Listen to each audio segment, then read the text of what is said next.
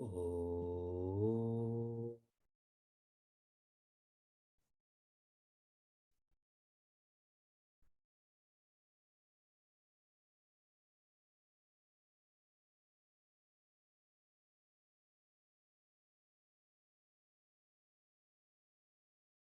Oh.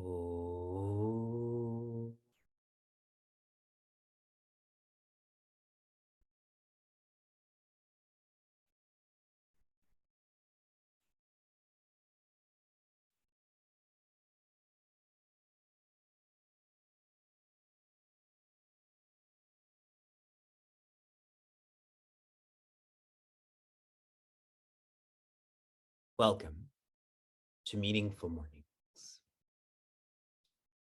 Last week, I went bouldering. By a show of hands, how many of you have been bouldering before? How many of you have no idea what I'm talking about right now? Bouldering is when you go rock climbing without a harness or support. So you don't climb as high and there's thick mats underneath. I went with my cousins, who are probably 15 years younger than me. And we were all climbing. They were much better than I was, and I made an observation about them, though, as compared to myself. They were more afraid of falling than I was. One practical reason for that is because I fell more. I normalized it. But the deeper implication is I have more experience than them in regards to life. That in life, you keep trying, you keep falling, you keep trying, you keep falling. Ed shared the same about sadhana, correct? The falling is not important, the trying is. Please remember this visualization of bouldering. Keep trying. Then you become less afraid of falling, and these support each other.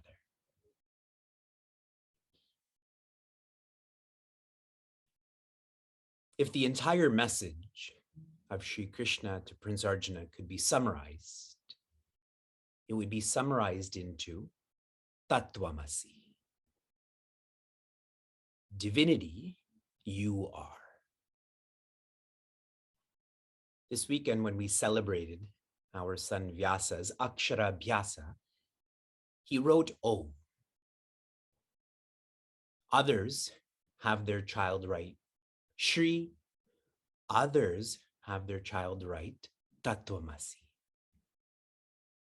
What a great practice from the age of 5 to learn to write who you are.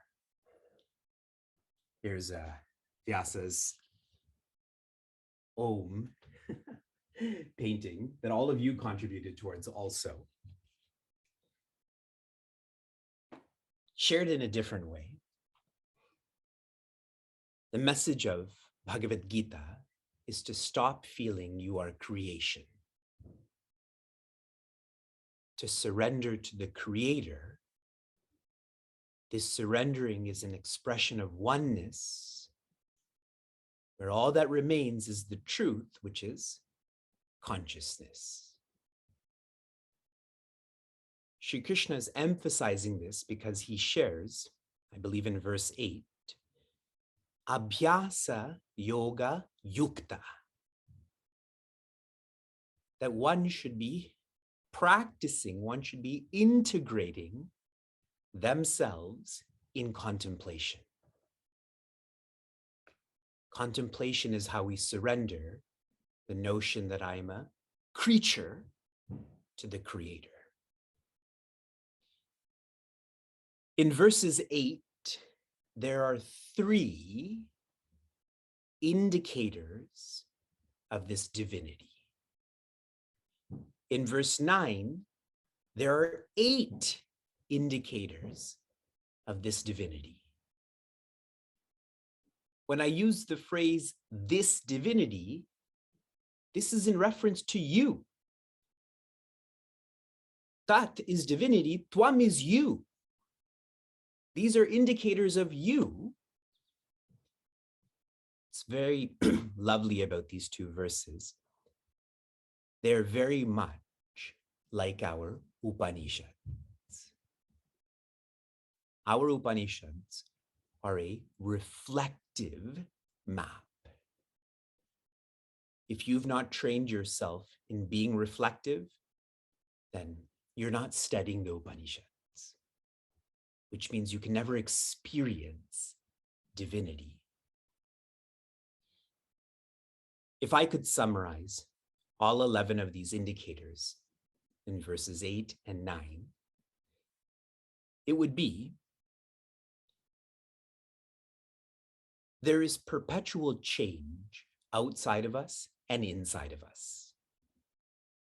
Inside means thoughts. Inside means arrogance.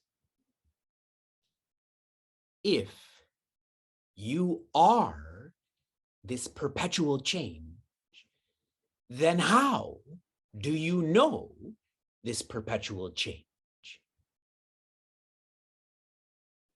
You know this perpetual change, which means you are not this perpetual change.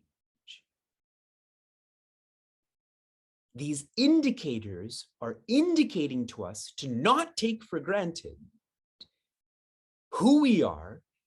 We are not the changing, we are awareness. Awareness doesn't change. It doesn't change in sleep or dreaming or waking. All of the knowing of change is because of awareness. Specifically, in verse 9, one of the terms that Sri Krishna uses, anu aniyamsam. Anu aniyamsam, which means that which is more fine than an atom.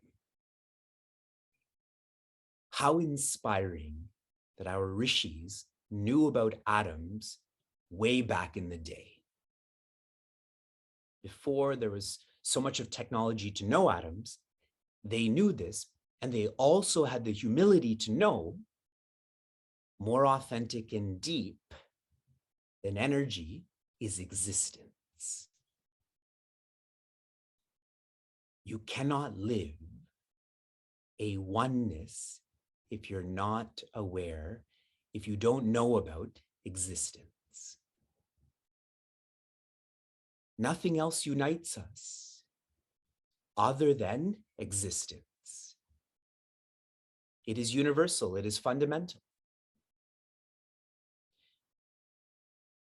The last word used in verse 9, parastat, which means beyond. Whenever the term parastat is used, it is indicating be reflective, practice contemplation. No tamas. Tamas means laziness in acting and speaking and thinking. Now, for Canada and America, the holidays are over, so everyone's back to meaningful mornings. To be beyond holidays when it comes to your self-development. We continue, verse 10. If one is reflective every day, one is practicing contemplation, what will happen? Prayana kale manasa chalena bhaktya yukto yoga balena chaiva bruvor madhye pranamaveshya samyak satam param purusham upaiti divyam. Prayana kale. That term has been used many times in this chapter. The moment that is your final.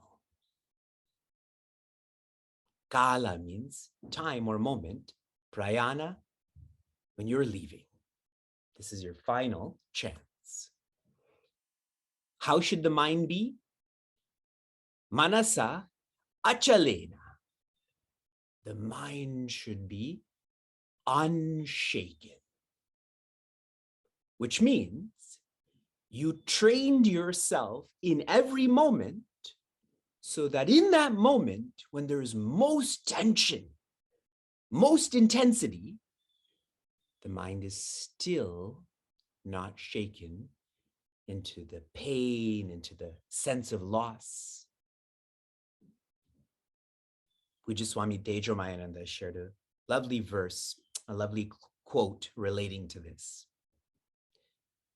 The more you sweat in peace, the less you bleed in war. The more you sweat in peace, the less you bleed in war. The idea being, our final chance is like a war.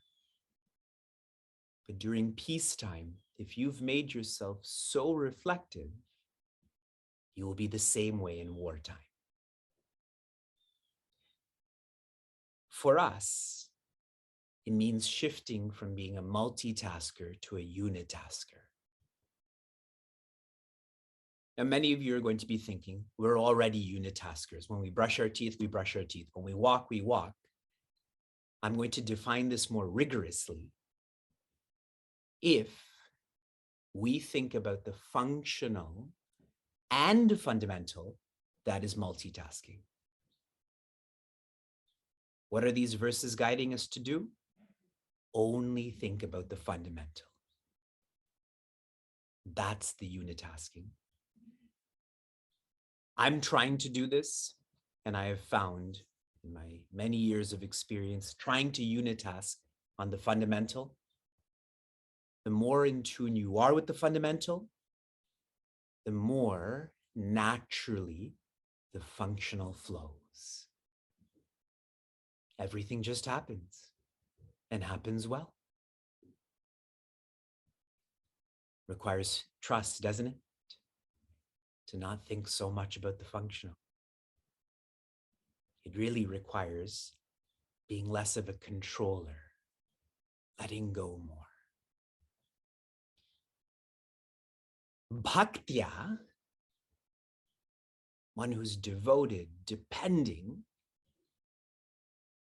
yukto yoga balena eva.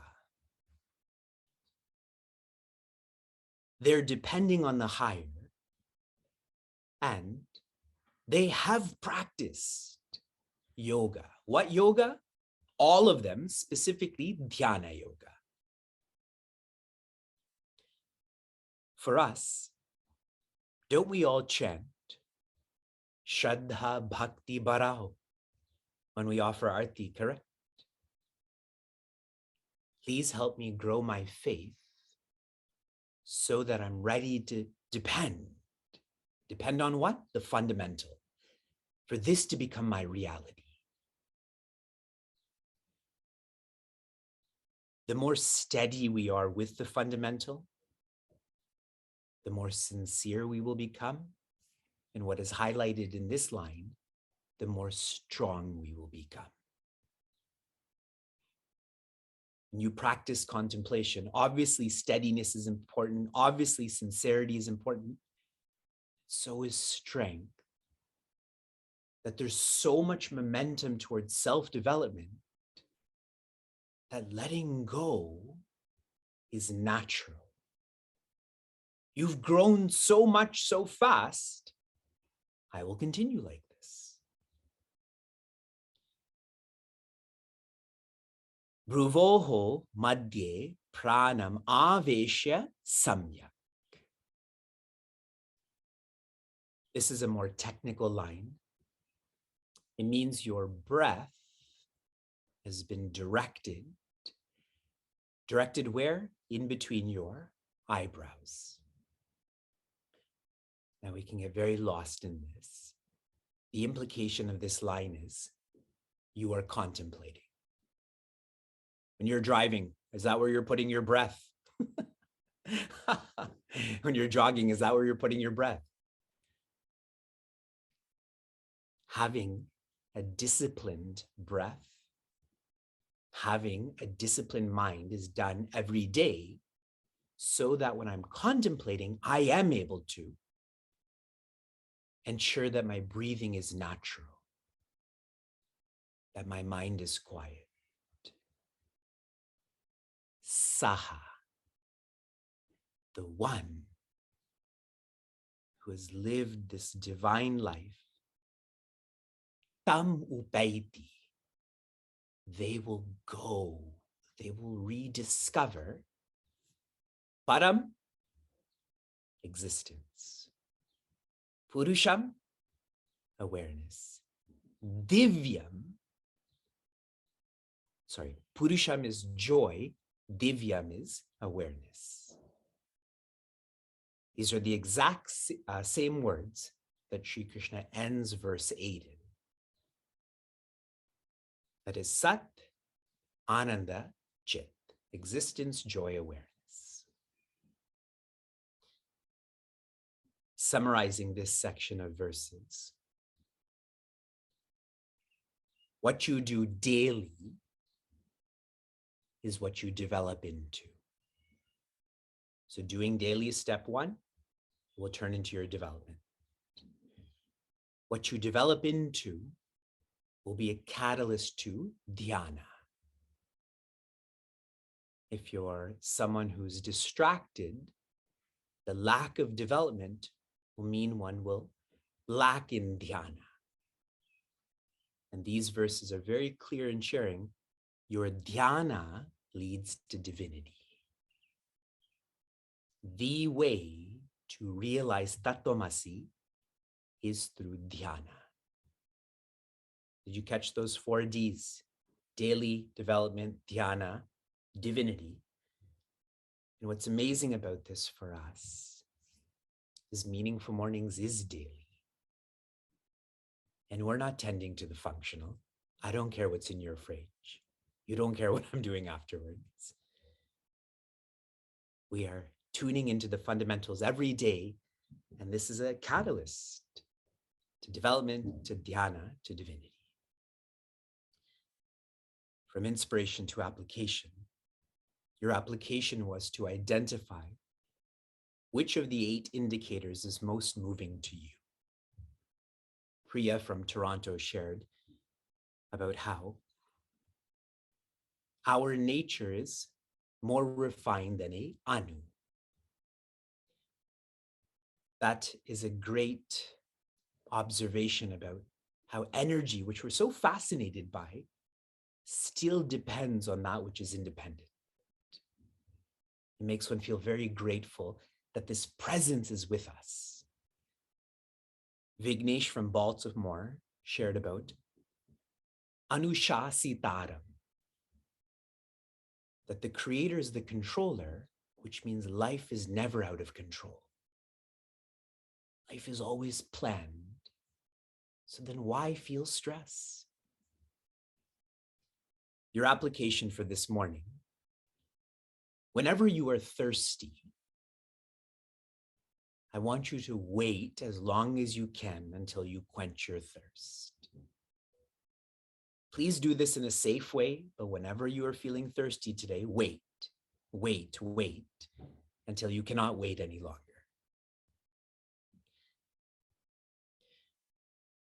Shanti, Shanti, Shanti. Be safe, be sound, be serene, be joy.